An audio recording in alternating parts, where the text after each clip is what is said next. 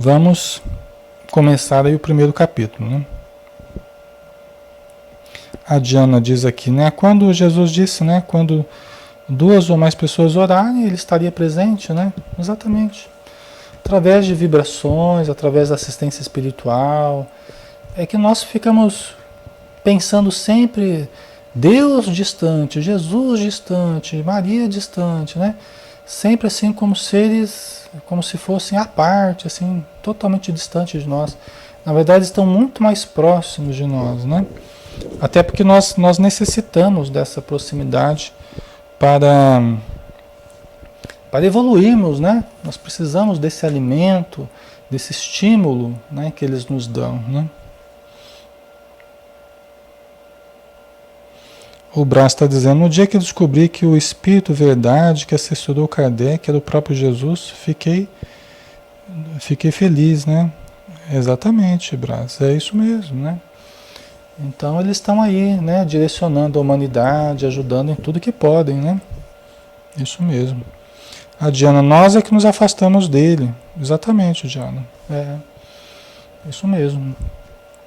Até mesmo no umbral, né? Até mesmo nas regiões inferiores, os espíritos falam, ah, Deus se esqueceu de mim, Deus me abandonou. Na hora que eu mais precisei dele, Deus me abandonou, né? Mas não é assim. Nós é que no momento de desespero, no momento de angústia, de ódio, nós nos afastamos, né, intimamente dessa presença divina, da presença crística, né, dentro de nós em primeiro lugar e também fora de nós, né? E aí muitas vezes numa reunião mediúnica a pessoa, né, é conduzida para fazer uma oração, né, ouvir algumas palavras boas, conversar fraternalmente, e aí acaba mudando o seu pensamento, acaba elevando o seu pensamento, né? E é isso aí. Então vamos começar aqui o primeiro capítulo, tá? Enfrentando a realidade. Percorri as ruas caminhando tão rápido quanto minhas longas pernas permitiam. Ansiava por chegar em casa. Tinha fome e sabia que minha mãe estaria aguardando-me com a refeição pronta. Fazia o trajeto imerso em meus pensamentos. O movimento da rua não me incomodava e nem percebia as pessoas que por mim passavam apressadas. Até inconscientemente levei a mão ao joelho. O que estaria acontecendo? Desde alguns dias surgira uma dor incômoda no joelho e isso me preocupava. Desportista, tinha receio de que qualquer problema pudesse impedir-me de treinar, né? Eu me lembro, nessa época aqui, aí sim, né?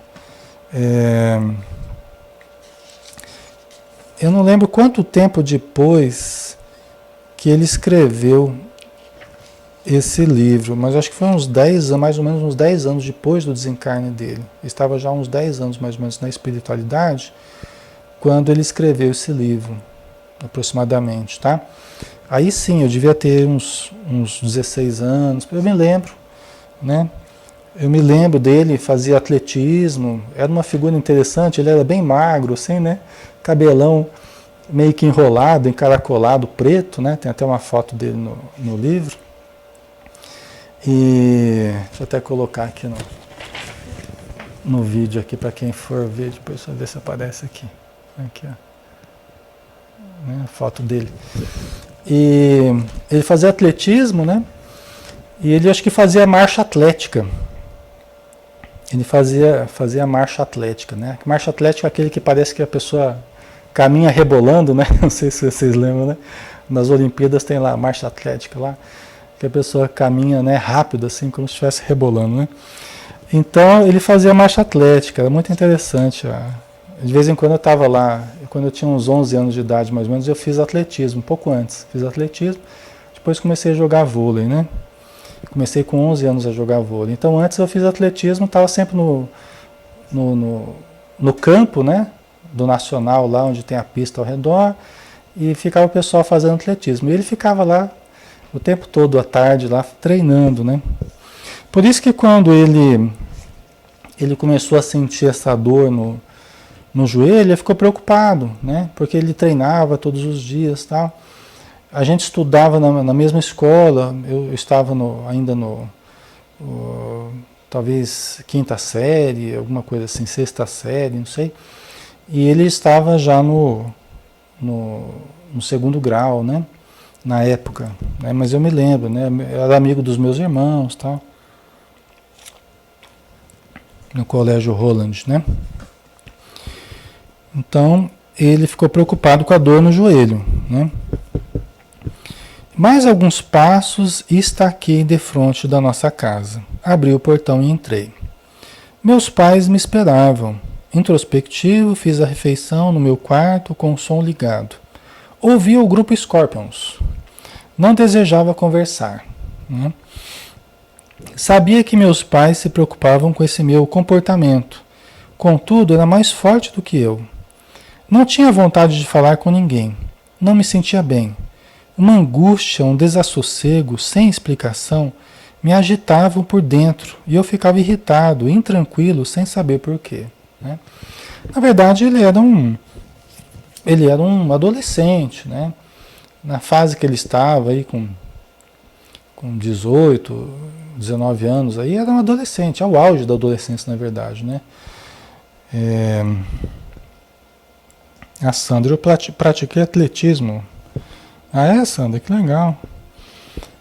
Tá bom, né? Atividade física é gostoso, né? Faz bem para a saúde, né?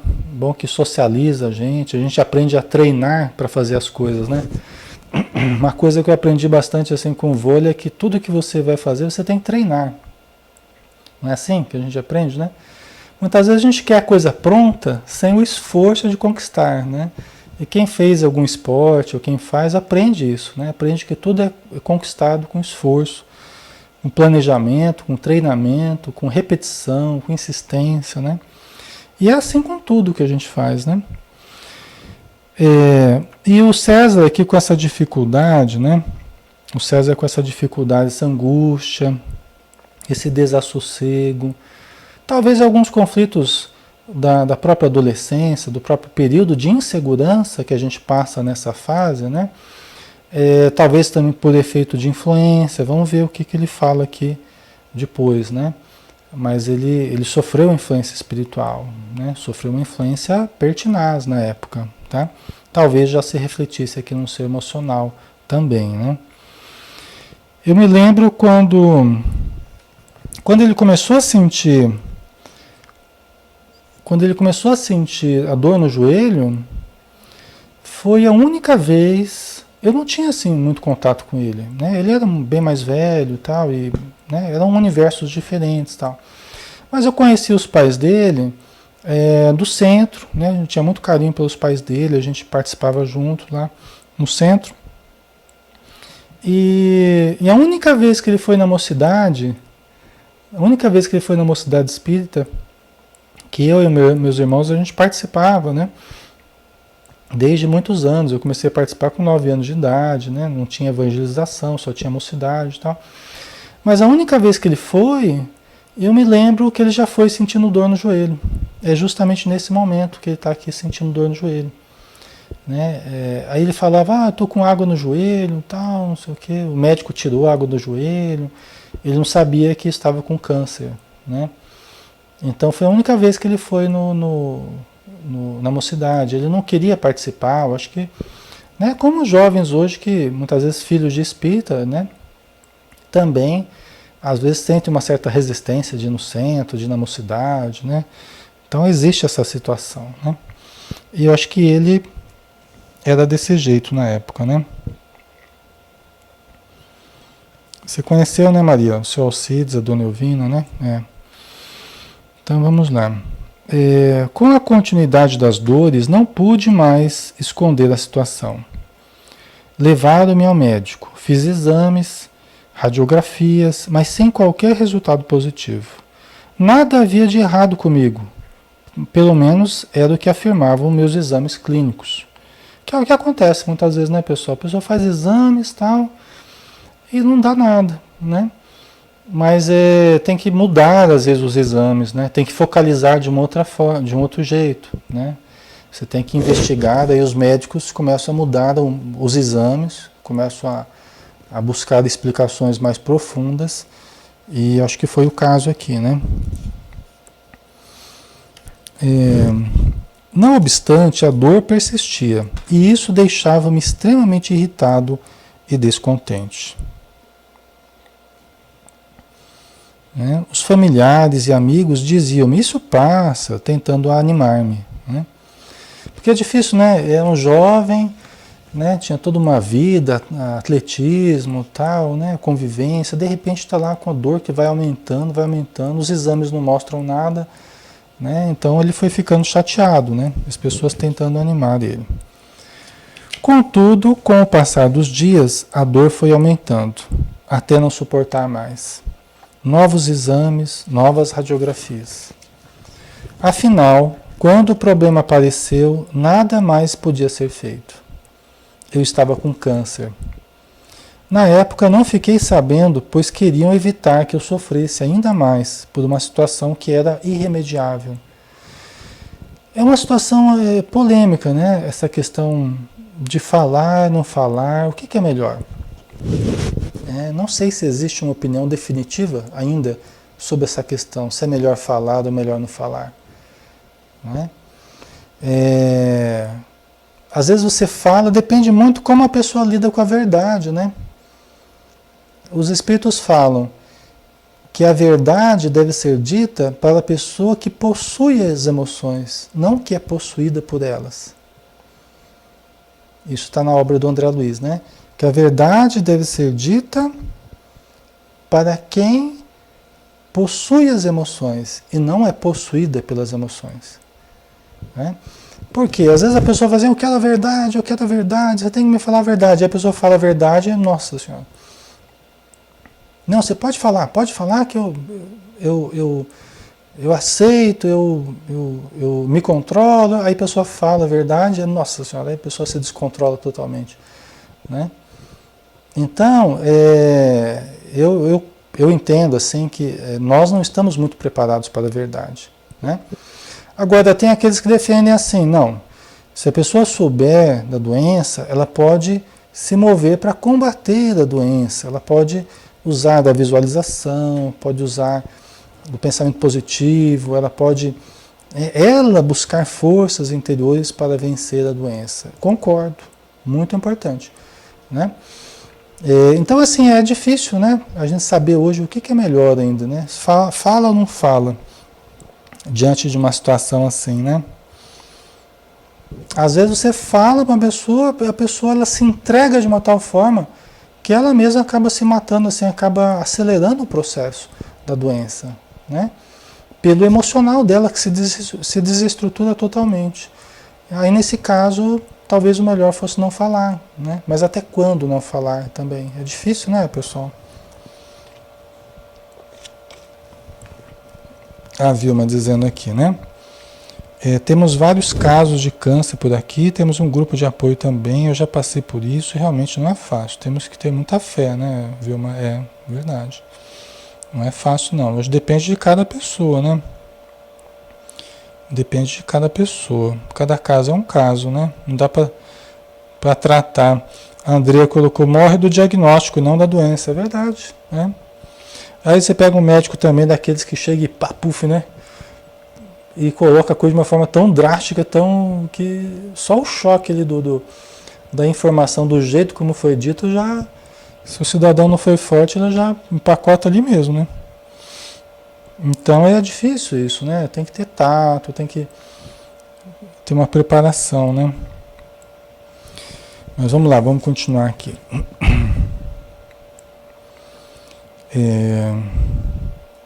Meus pais eram espíritas e eu, conquanto no fundo acreditasse nos postulados da doutrina dos espíritos, não demonstrava muito interesse pelo assunto. Né? Então, está dizendo, sinceramente, da realidade dele naquela época. Né? Todos nós tivemos uma época em que nós não ligávamos muito para essa questão de espiritualidade, evangelho, passe, influência dos espíritos, né? Todos nós tivemos momentos assim que a gente não... Se fosse para ver televisão, para não ir no centro, ficava vendo televisão. Se fosse para ir no clube, ao invés de ir no centro, ia para o clube. né? Então eu falo mesmo pelas coisas que eu mesmo passei, né? Então, mas aí a vida vai fazendo a gente dar valor para as coisas que em outros momentos a gente não dava, né? Isso é normal também que aconteça. Eles oravam em meu benefício e diziam-me que tivesse confiança, que meu problema era passageiro e que logo ficaria bom novamente, né? Então vai falar o que também, né, pessoal? Vai falar o quê? Tem que dar confiança, dar esperança, né? Otimismo. É isso que a gente tem que fazer, né? Nós não podemos agir como aquelas pessoas que não podem curar e ainda mata a esperança da pessoa, né? Além de não conseguir curar o problema do outro, ainda mata a esperança do outro. E às vezes a única coisa que a gente tem é a esperança, né? Eu, quando vou tratar de alguém, a primeira coisa que eu tenho que gerar na pessoa é esperança. É fé, é confiança. É a primeira coisa que a gente tem que gerar, porque em cima disso a gente pode construir várias outras coisas, inclusive a melhora. Agora, sem isso, é difícil, né? Não é, pessoal? É difícil, sem esperança, sem fé, né, Maria? É. Às vezes a pessoa não cura o corpo e ainda mata a fé, né? Aí é perda total, né? Como diz.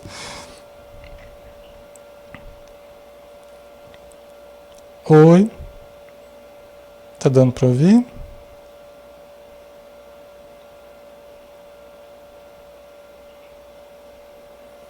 Oi, pessoal. Tá dando para ouvir? Som? Oi, tá dando para ouvir agora? Tá? Então vamos lá. Vamos continuar. Então, tá. Contudo, no fundo, eu sabia que o caso era grave.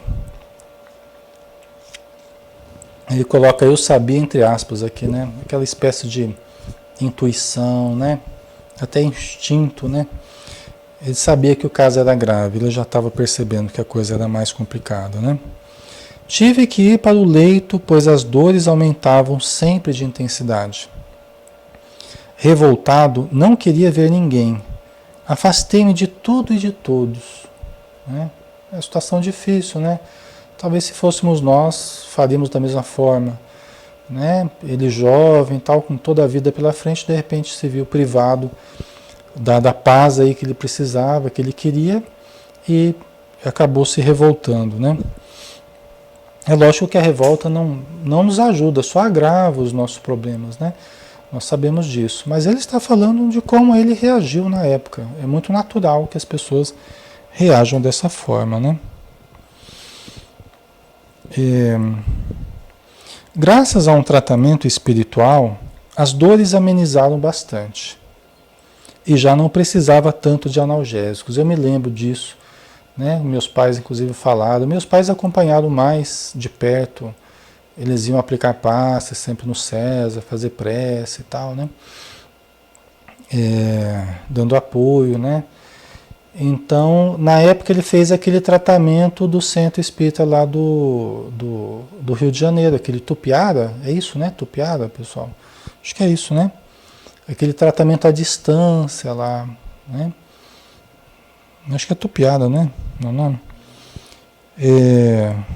Né? Então, eu me lembro, inclusive, que o pessoal comentou que na noite lá que foi feita a intervenção espiritual lá, eles sentiram um perfume de rosas, né? Muito forte no quarto e tal. Depois desse tratamento, ele já não tinha mais as dores do jeito que era antes, né? Depois desse tratamento, ele melhorou bem. Ele fala aqui, né? Graças a um tratamento espiritual, as dores amenizaram bastante e já não precisava tanto de analgésicos, né? Você vê a importância desses tratamentos que são feitos até hoje, né? Muita gente é beneficiada, é um trabalho muito sério, né? Que é feito aí em benefício dos doentes. Minha perna, porque às vezes você não vai conseguir curar, mas se pelo menos aliviar a dor, já é muito importante, porque às vezes a dor faz com que a pessoa chegue no plano espiritual enlouquecida de dor. Literalmente, pessoal, enlouquecida de dor. O próprio César falou isso numa comunicação, depois, tempos depois, eu estava presente, né? Ele se comunicou, agradecendo ao grupo e tal, uma reunião mediúnica, e ele falou, né, que foi muito importante os passes, toda a ajuda que deram e tal, porque ele chegou no plano espiritual sem a dor, sem estar enlouquecido, que ele poderia ter enlouquecido de dor, né? Em estado de alienação mental por causa da dor, né? E isso não aconteceu com ele, né? Graças a Deus. Então vamos lá.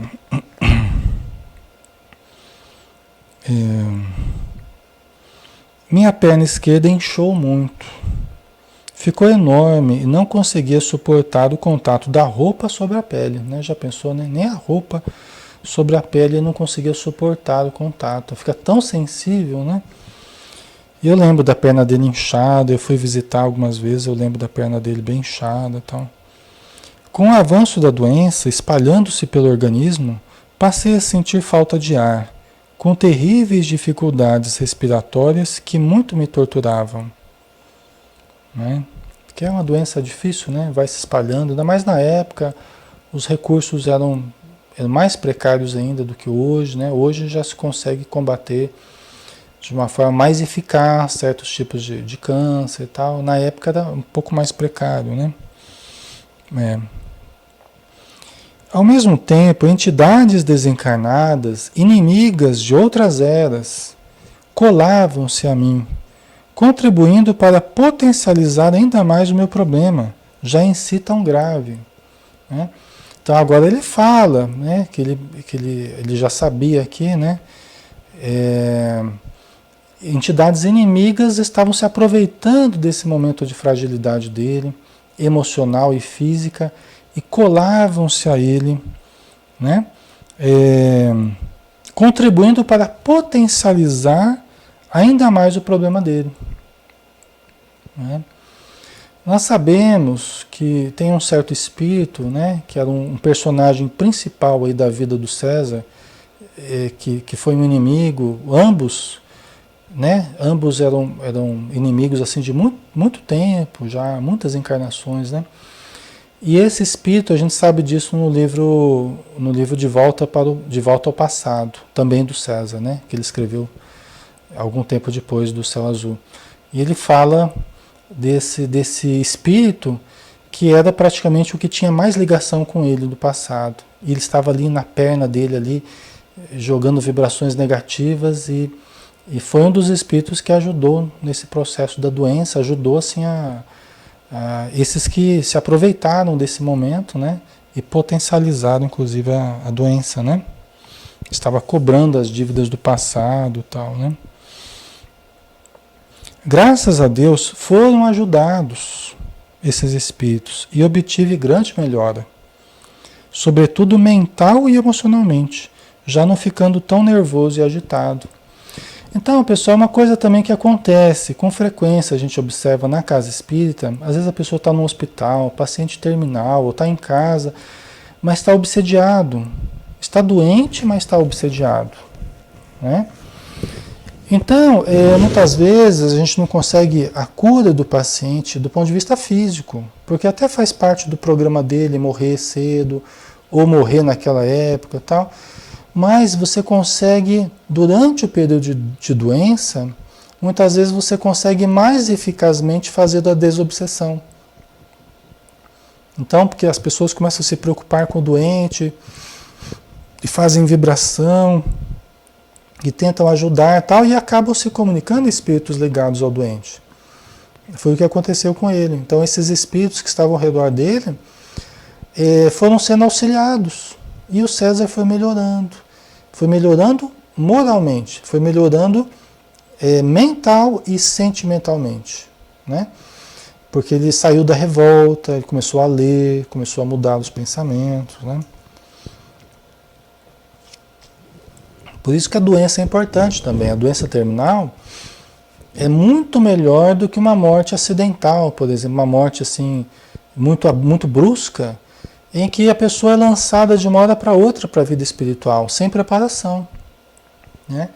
Então, a doença terminal, ela tem essa preparação, dá tempo para a pessoa fazer a desobsessão, dá tempo da pessoa começar a ler, começar a mudar os pensamentos. Foi o que aconteceu com ele, né?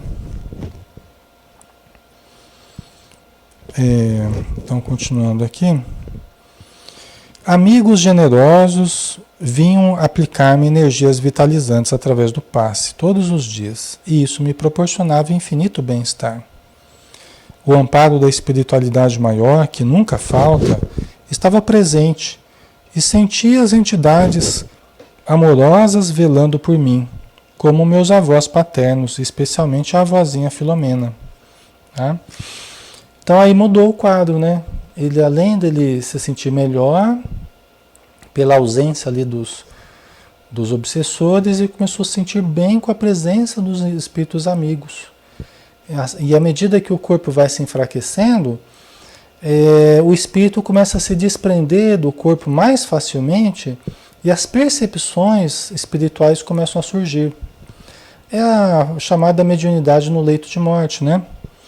A pessoa começa a desenvolver uma percepção que ela não tinha, mas mais por causa do enfraquecimento do corpo. Até porque toda emancipação da alma tem a ver com o desligamento toda a mediunidade tem a ver com a emancipação da alma, emancipação com relação ao corpo. Tá? As pessoas que se desprendem muito facilmente do corpo, geralmente elas têm outras potencialidades mediúnicas, né? Elas têm algumas percepções interessantes, né? A Vilma está dizendo, quando o caso é grave e a pessoa nos solicita preces, temos um grupo de pessoas que fazem orações e vibrações a cada 3 horas, começando às 9 da manhã, encerrando às 18, todos os dias, até quando for necessário. É importante, né, Vilma? É bom saber disso. Né? Andrea, por isso, nem sempre morrer dormindo deve ser bom, né? De surpresa, assim, né? A Tânia, como foi importante esse momento para ele? Foi muito importante, né, Tânia? Isso vale uma vida inteira. Alguns meses de cama, até algumas semanas de cama, às vezes vale a vida inteira. Porque às vezes o trabalho que não foi possível realizar a vida inteira, às vezes algumas semanas você consegue realizar. De ajuda aos espíritos obsessores, de mudança interior, né? Algumas semanas de cama e fazem milagres por nós, né? Até a gente costuma dizer, né, popularmente, que quando a gente começa a reclamar muito é que a gente já está melhorando, né? Fulano já está melhorando e voltou a reclamar, né? Por quê? Porque quando se debilita o corpo, a gente fica lá mais doce, a gente fica, né? Aí quando começa a voltar a força, a gente já volta a falta de educação também, né? Brutalidade, muitas vezes, né? É que quando o corpo se enfraquece, o ego se enfraquece, porque o ego está enraizado no corpo. Aí o self surge, né? Quando começa a voltar a força do corpo, aí o ego começa a voltar. Começa a voltar o orgulho, vaidade, um monte de coisa, né? Os problemas do ego, né? Então vamos lá, vamos mais um pouquinho. A gente não vai conseguir terminar esse primeiro capítulo aqui.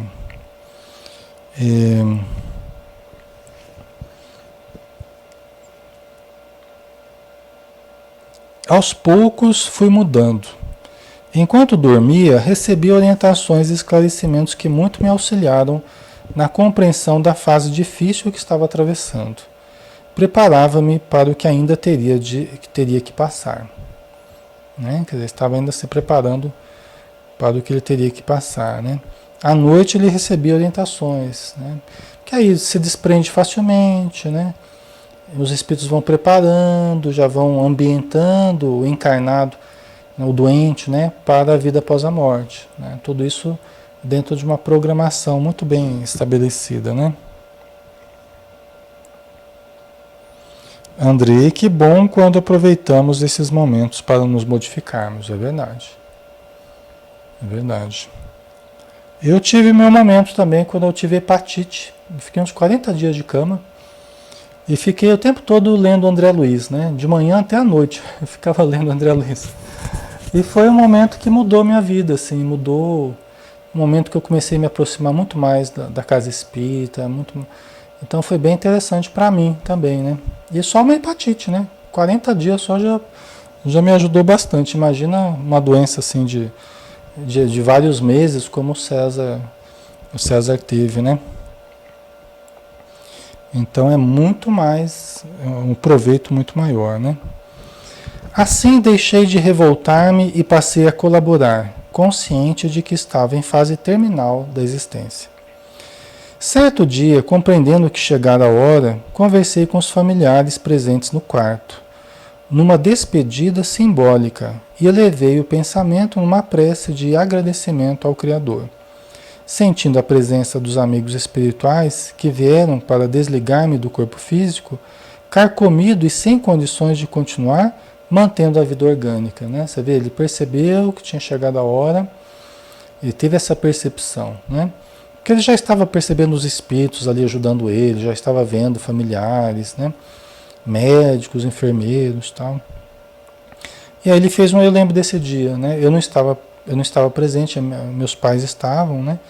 Minha mãe aplicou um passe nele, ajudando a desprender-se do corpo físico, né? Aquele processo final, né? De desligamento, tá? E ele fez uma prece, né? E ali os espíritos ajudaram no desligamento do corpo.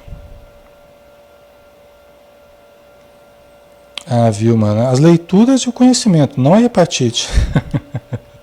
A hepatite foi a justificativa material, né, Vilma? Você tem razão, né? Mas se não fosse hepatite, eu tava lá saracuteando para cima e para baixo, né? E talvez eu precisava dar aquela paradinha ali também, né? Porque aquela paradinha para a gente ler mais, para refletir. Porque às vezes, pessoal, que nem o André Luiz fala, né? O André Luiz fala, existem doenças auxílio, doenças socorro, doenças proteção, doença. Tem vários tipos de significados para certas doenças que a gente tem, né? Então, dependendo, os espíritos até criam certas situações, né? Sem gravidade, vamos dizer assim, mas para proteger, para não sair de casa naquele dia, porque estão tramando ali alguma coisa contra a gente, os espíritos infelizes e tal, então dá lá uma dor de barriga no cidadão lá e não consegue sair de casa, é a dor proteção, né? Dor proteção, né? Dor auxílio, dor... Então a dor, ela participa da nossa vida, né? E a gente fala mal da dor ainda, mas é um dos recursos que a espiritualidade utiliza, né? Para nos ajudar, né? Então, parti para a espiritualidade bendizendo a doença que me proporcionara a possibilidade de crescimento e iluminação interior. Vencer uma etapa, dolorosa, porém muito produtiva. Aqueles meses que permaneci no leito compulsoriamente valeram por uma vida. Tá vendo, pessoal? Aqueles meses valeram por uma vida. Essa compreensão que a gente tem que ter quando nós estamos doentes ou quando alguém está doente, ao invés da gente ficar naquele sentimento só de pieguismo, aquela situação até negativa, né? Que nem o Jerônimo Mendonça, né? Que estava lá com aquela doença lá, paralisado no leito lá, e todo mundo chegava, coitadinho, coitadinho, coitadinho. Aí o Chico Xavier visitando ele falou, você está morrendo de coitadinho. Você está morrendo de coitadinho, porque cada um chega aqui e fala, coitadinho, joga energia em cima, energia negativa em cima de você, né? E você acaba aceitando essa energia. Aí o Jerônimo Mendonça, né, conhecido aí como o gigante deitado, né, que ele passou boa parte da vida dele deitado numa cama, mas trabalhando, né? Ele fala assim que a partir daí ele nunca mais deixava as pessoas se aproximarem dele com esse sentimento de pieguismo, né? Esse sentimento de piedade negativa, né? Ele deixava as pessoas felizes, contava piada, era muito alegre e tal, para que as pessoas se sentissem bem e não que elas ficassem achando que ele era um coitado, né? Então, às vezes a gente tem que também parar com o coitadinho, né? né, para nós mesmos, né, e para os outros também. Né? Mas acho que vamos terminar, nós estamos acabando já o capítulo, acho que vai dar tempo sim. Então, hoje eu sei que tudo teria que ser como foi. Estava previsto e programado que eu voltaria ao plano espiritual muito jovem. Aí, fazia parte da programação dele. Tinha 19 anos e ainda mal começara a viver. Deus, porém, essa frase aqui é muito importante, ó. Deus, porém, é sábio e deu-me não a felicidade que eu esperava, mas a dor de que eu precisava para progredir espiritualmente e saldar débitos antigos contraídos com a justiça divina. Tá? Então, olha, Deus que é sábio não me deu a felicidade que eu esperava, mas a dor de que eu precisava para progredir espiritualmente e pagar as dívidas do passado. Aí. Isso aqui não é que nós temos que criar dores para nós, atitude masoquista, tem que gostar da dor, tem que não é isso, pessoal.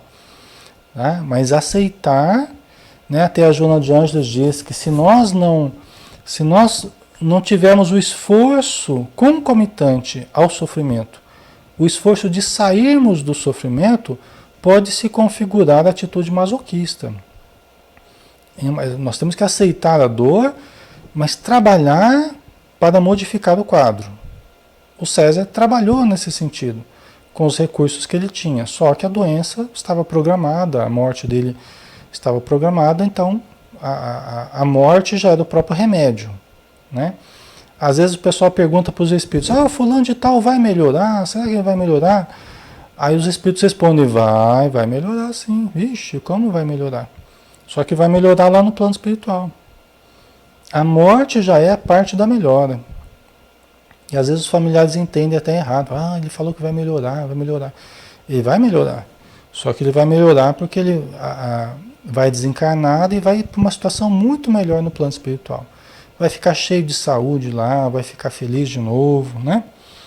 Então tem essa questão também. Nem sempre a gente interpreta da forma correta, né? É importante, né, Vilma? É a aceitação, né? E estamos quase terminando, né? A passagem de um plano para outro da vida se fez sem grandes dificuldades, uma vez que, como permanecera jungido ao leito por muitos meses, meu espírito desprendia-se com facilidade, estando mais para o lado de lá do que para o lado de cada vida. Que é o que a gente estava falando, né? O corpo se enfraquece e aí o espírito se desliga facilmente, né? Uma imensa dívida de gratidão que jamais poderei pagar ficou por todos, familiares e amigos, que tanto me ajudaram. Carinho pelos irmãos Marise e Paulo. O Paulo jogava vôlei junto com ele, o irmão mais velho do César aqui. A Marise também a gente conhece, né? A gente deu evangelização para as filhas da Marise, né? Pelos sobrinhos, pelos tios e tias, primos, pela avó Angelina, uma senhora de idade, muito querida também, que participava da casa espírita, né? Que já está na vida espiritual. Pela enfermeira Floripes, morava perto de casa, que carinhosamente trocava-me os curativos com suas mãos de fada. Pelo doutor Índio, um médico de Londrina que ajudou muita gente, uma pessoa muito humanitária, de espiritualidade também, bastante exacerbada, né? Pai de um amigo nosso, Serginho, também uma pessoa muito querida, né?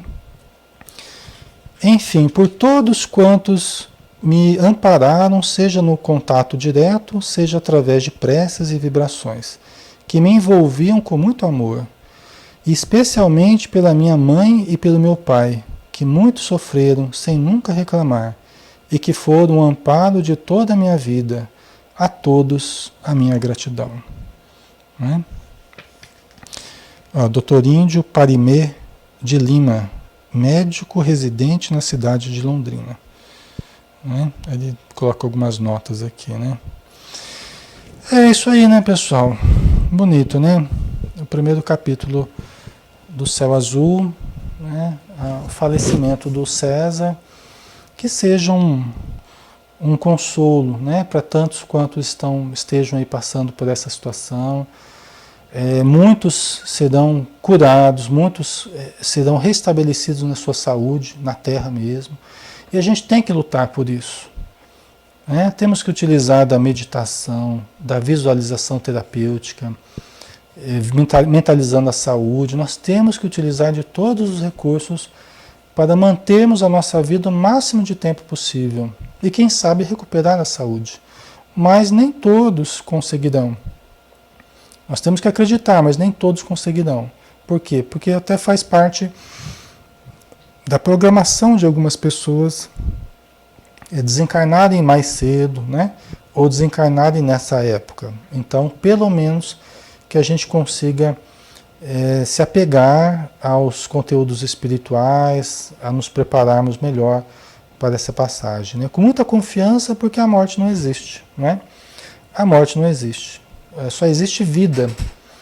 A gente conversa com dezenas, todas as semanas, aí, dezenas de espíritos nas reuniões mediúnicas que continuam vivendo. A morte não existe. Né? Então só existe vida. Né? E as pessoas ficam perplexas ao se depararem com essa realidade, a realidade do espírito imortal que todos somos. Tá? Nada vai nos destruir, nós somos indestrutíveis. Pode destruir o corpo, mas não o espírito que somos. Tá? Muito bem. Então nós vamos finalizar. Eu convido a todos, né, para fecharmos os nossos olhos e agradecermos novamente a Jesus pela bênção desse estudo, dessa oportunidade. Mandamos as nossas vibrações de gratidão ao César, que com certeza está conosco, nos ajudando, nos amparando, nos intuindo, e que ele receba o nosso carinho e toda a espiritualidade, os seus familiares e todos aqueles que o ajudaram nesse processo. Os espíritos sofredores, obsessores que hoje já estão trabalhando com Jesus. A todos o nosso carinho e a nossa gratidão. Muita paz, Senhor. Que assim seja. Muito bem, pessoal. Obrigado pela presença de todos, tá? Vocês desculpem se eu não respondi alguma coisa aí na área de texto, né? Hoje ficou um pouquinho difícil aqui para mim. Mas receba o nosso abraço, tá? Semana que vem a gente continua do capítulo 2 aí, tá? Então um beijo para cada um de vocês. Fiquem com Deus e até a próxima. Uma paz.